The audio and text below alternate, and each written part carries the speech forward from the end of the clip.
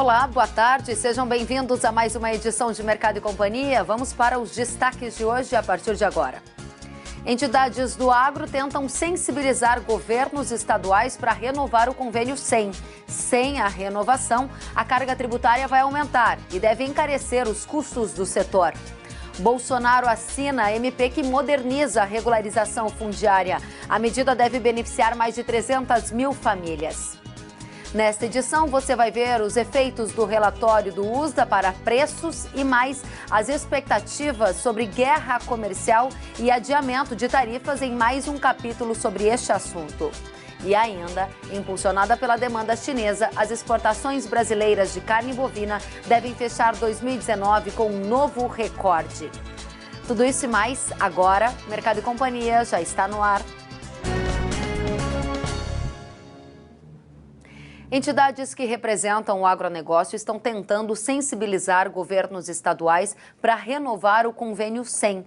A medida reduz ou isenta a cobrança de ICMS em produtos como, por exemplo, os insumos agropecuários. A Federação da Agricultura e Pecuária de São Paulo enviou este ofício que você está vendo ao governador de São Paulo, João Dória, e ao secretário de Fazenda do Estado, Henrique Meirelles, pedindo a manutenção do benefício fiscal.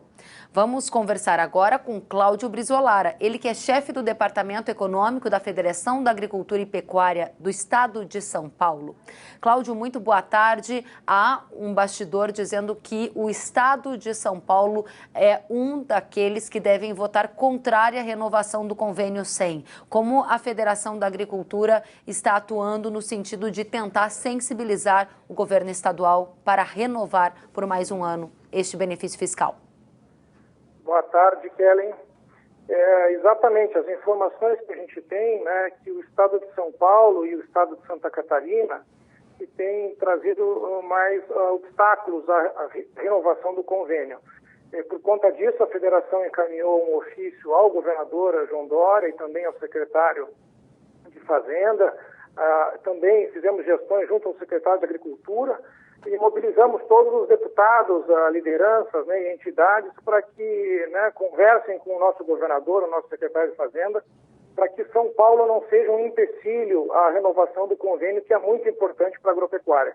Do mesmo modo, a CNA tem feito gestões junto aos outros estados e também junto a Santa Catarina, né, através das outras federações, para que todas votem unanimemente pela renovação do convênio. Agora, nesse cenário atual, você acredita que haverá renovação do convênio 100? Eu não posso afirmar, né? Mas há uma mobilização muito grande, né? Principalmente de ontem para hoje. A própria Frente Parlamentar do Agronegócio Paulista, que fez um evento na Assembleia Legislativa na segunda-feira, onde esse assunto foi tratado e muitos deputados se empenharam em trabalhar nesse assunto. Então, o esforço tem sido muito grande, né? Para que não seja só o Estado de São Paulo, Santa Catarina, que criem um empecilho à renovação.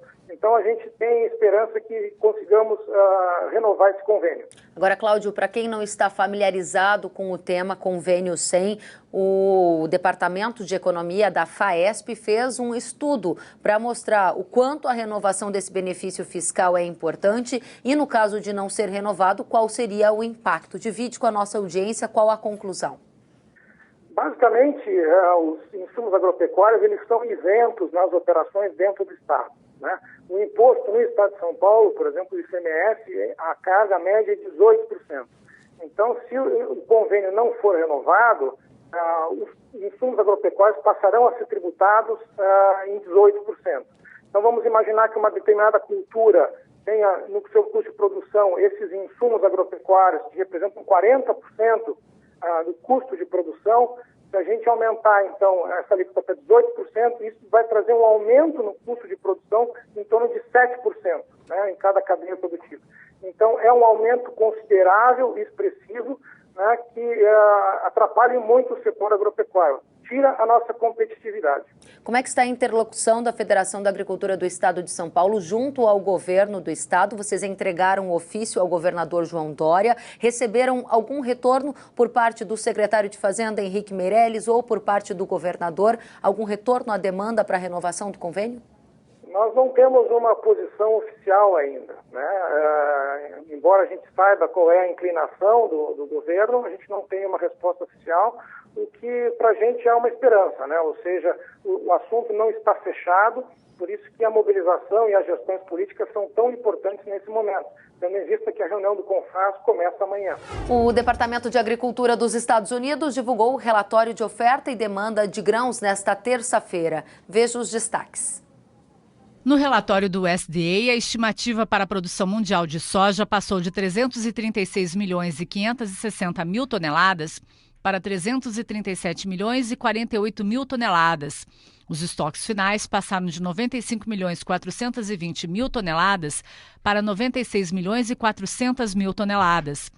Para os Estados Unidos, a produção da oleaginosa foi mantida em 96 milhões e 620 mil toneladas. Os estoques também foram mantidos em 12 milhões e 930 mil toneladas.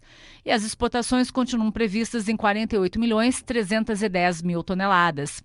Já para o Brasil, o Departamento americano continua prevendo uma produção de 123 milhões de toneladas.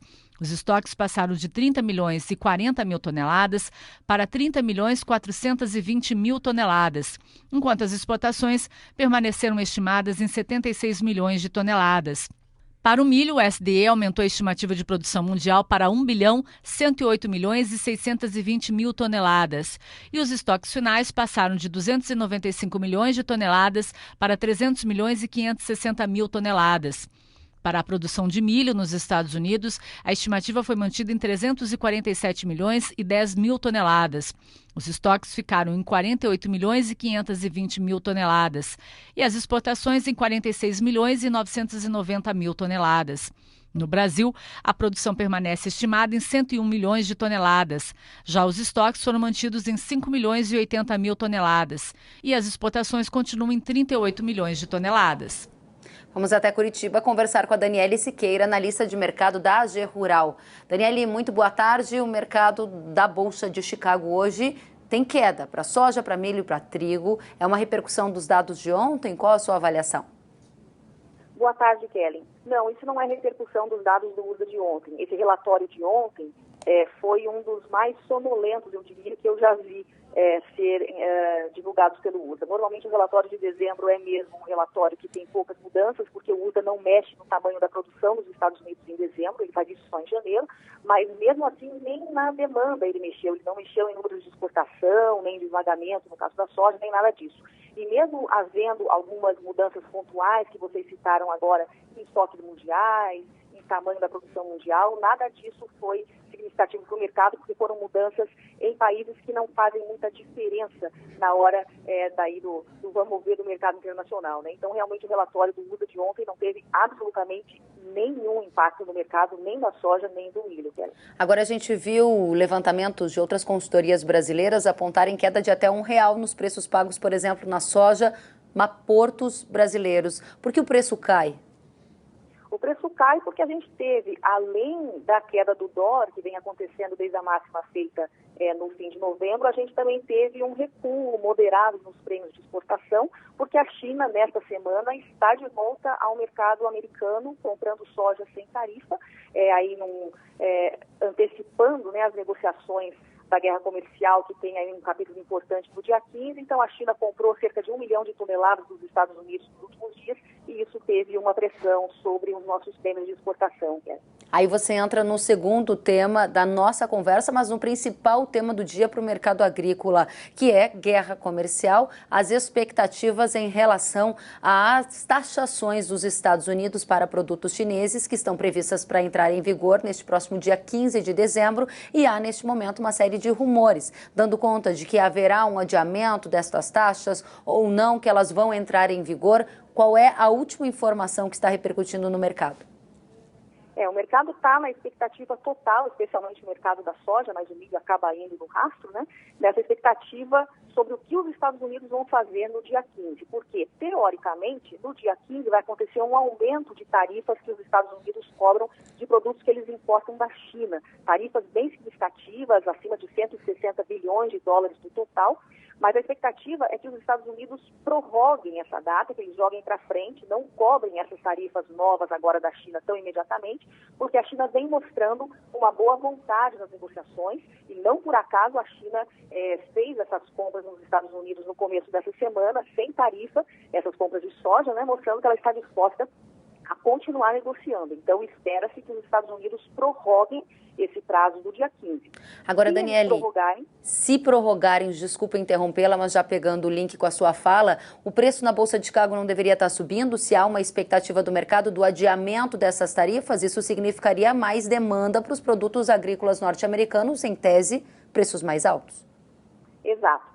A soja cai hoje em correção, porque ela subiu nos últimos 6 pregões por conta disso, então ela veio já, né, subindo por conta das compras chinesas. Hoje ela corrige um pouco dessas altas, mas o mercado não sabe se os Estados Unidos vão realmente prorrogar, não tem nada definido. Existe um rumor de que o país estaria se preparando sim para jogar para frente, mas não tem nada definido. A palavra final é do presidente Trump. Então, se ele disser que não, que vamos continuar e vamos colocar essas tarifas novas aí no dia 15, aí isso trava as negociações da guerra comercial e provavelmente a China só voltaria a falar com os Estados Unidos sobre novas negociações depois da eleição dos Estados Unidos no ano que vem. Então, essa é a dúvida do mercado. Então, como já subiu bastante nos últimos dias, ele corrige hoje à espera disso, né? Não se sabe se vai mesmo ter uma prorrogação do prazo do dia 15 ou não. Se houver a prorrogação, é bom para os preços de Chicago, mas aí, claro, a gente fica aqui no Brasil um pouquinho com o pé atrás, que isso pode resultar em menos compra da China nos Estados Unidos, no Brasil. Agora, para o nosso telespectador, o que importa saber também é como ele vai ser impactado pelo desdobramento dessa situação. A pergunta é, dado um cenário em que o dólar permaneça estável no padrão de hoje, na cotação de hoje, a renovação da guerra comercial, ou seja, uma pausa na guerra comercial, geraria um impacto na Bolsa de Chicago, mas, em contrapartida, uma diminuição na demanda pela soja brasileira, com eventual impacto na formação dos prêmios nos portos. Entre Bolsa de Chicago subir e entre prêmio no porto subir, qual é o que tem mais potencial de aumentar o preço pago ao produtor brasileiro? Eu acredito que a Bolsa de Chicago em alta é a mais interessante e é o cenário mais provável, Kelly. Por quê?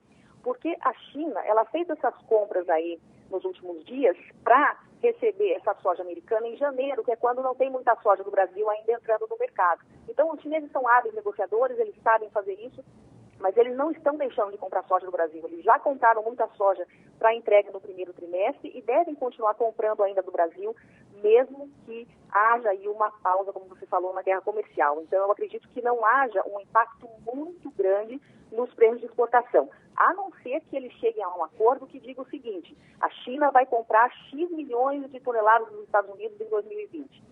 Se for determinado um volume específico, se esse volume for grande, aí é ruim para o Brasil. Mas não parece que é esse caminho que está sendo tomado. Então, eu acredito que Chicago subindo é bom o produtor e que o impacto no prêmio, por enquanto, se não acontecer nada de novo, não vai ser tão grande. Vai cair, mas não tanto assim. O presidente Jair Bolsonaro assinou ontem a medida provisória que prevê regras para a regularização fundiária. Segundo o governo, a MP vai modernizar e simplificar o direito de posse da propriedade rural e beneficiar mais de 300 mil famílias. Vamos acompanhar. A regularização fundiária é uma das grandes prioridades do setor e foi atendida pelo governo federal com a assinatura de uma medida provisória. A MP deve permitir que mais de 300 mil produtores rurais tenham acesso a propriedades registradas, crédito e outras políticas públicas e sociais para o desenvolvimento da atividade agrícola. Nós estamos colocando em prática, por meio dessa MP, uma ação de enorme alcance social. A MP transforma os produtores rurais em parceiros na recuperação ambiental, pois todos terão que aderir às exigências do Código Florestal. A meta do governo é regularizar 600 mil imóveis rurais em 3 anos. Entre os principais pontos da medida estão a resolução definitiva de antigos problemas fundiários e regularização da questão ambiental, colocando os assentados em um patamar de inclusão produtiva, permitindo que ampliem a produção além da subsistência. A modernização no envio de documentos vai facilitar o processo de comprovação do imóvel, como georreferenciamento. O satélite que você se referiu agora, eu vou, de forma gratuita, no Google Earth e tira uma imagem da minha propriedade. É gratuito. Muito mais difícil era na modalidade que era antes. Ou seja, tudo naquela maneira de se burocratizar e se dificultar. Nós estamos evoluindo e facilitando e exigindo até mais documentos e mais situações que eram exigidas até antes, mas de forma moderna. Mas o produtor precisa fornecer uma série de documentos para obter a posse da propriedade. Esses documentos serão lançados em um sistema que o INCRA já tem. Esse sistema vai fazer a checagem daquela informação e fazer a qualificação dele em relação a isso. Inclusive, a parte do georreferenciamento é parte disso. A declaração do CAR é parte disso. Os seus documentos pessoais, que identifica a declaração de que ele não tem outro imóvel, que ele não foi beneficiado de nenhum outro programa. Tem uma série de declarações que serão checadas. E quem analisa esse tema é o comentarista do Canal Rural, Glauber Silveira, que hoje fala conosco ao vivo de Cuiabá, em Mato Grosso. Boa tarde, Glauber. Como você avalia a medida provisória da regularização fundiária? Boa tarde, Kelly. Com certeza é importante, né, diminuir essa burocracia. Mas me preocupa bastante, por exemplo, quando se fala de você ter que fazer, por exemplo, querendo ou não, o georreferenciamento. Porque o produtor, quando você vê ali, o produtor, ele que está lá, ele está muitas vezes sem recurso nenhum. Até para tirar a certidão, muitas vezes ele tem uma certa dificuldade. Então, apesar de ser desburocratizado, de você... o governo está mostrando que está empenhado, mas muitas vezes se espera que uma MP resolva tudo. Porque a grande questão é se vai ter a estruturação do INCRA, porque não adianta nada você, muitas vezes, facilitar, desburocratizar e a gente não ter agilidade no órgão que pode fazer isso acontecer. E me preocupa porque não tem recurso no INCRA, o INCRA está totalmente desaparelhado, como a gente já viu declarações na semana passada, até que ficaram meio conflitantes, como se o INCRA fosse ser extinto, né? Tamanha a dificuldade que tem o INCRA. Outra questão é a questão da assistência técnica, que a Anater, que teria que dar dando apoio para todos esses produtores, auxiliando, orientando. Nós estamos falando de 300 mil produtores, nós estamos falando de 600 mil propriedades, não é pouca coisa. Então, realmente, o que eu quero ver é a prática, porque faz 15 anos que nós tivemos sempre essa notícia que vai regularizar e nada tem acontecido. A gente não tem visto 1.000 propriedades serem regularizadas. Para você ter ideia, cada 1.000 propriedades regularizadas, você pode imaginar aí que nós teríamos 1 bilhão de injeção de crédito em propriedades, considerando o módulo de 100 hectares, teríamos 1 bilhão de injeção de créditos aí no agronegócio brasileiro, gerando riqueza, criando empregos e tudo mais. Então, eu espero que realmente o governo faça o dever de casa, que é fazer as coisas andarem, realmente, porque o produtor, esse cara que está sentado, ele já vem há décadas sendo depredado e ele já vem há décadas sem ter dignidade e ele não tem capacidade de gastar dinheiro com nada. Então ele precisa realmente de um apoio muito forte do governo até para conseguir os seus documentos. Agora, você dizia que, sem dúvida, este foi um dos principais temas do ano para o agronegócio, uma pauta do governo que, na sua avaliação, está entre as protagonistas deste primeiro ano de governo Bolsonaro. O ano de 2019 será marcado pelo avanço na regularização fundiária. Essa é a sua conclusão, Glauber?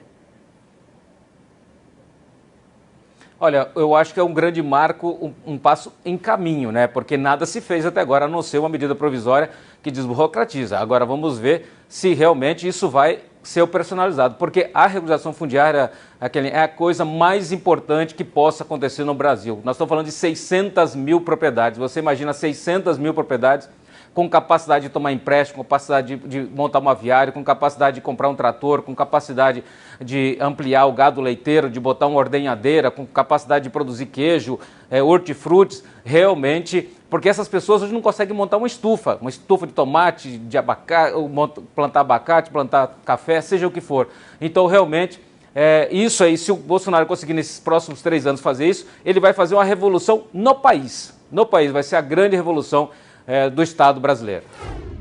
Sentiu falta de algum conteúdo? Acesse canalrural.com.br.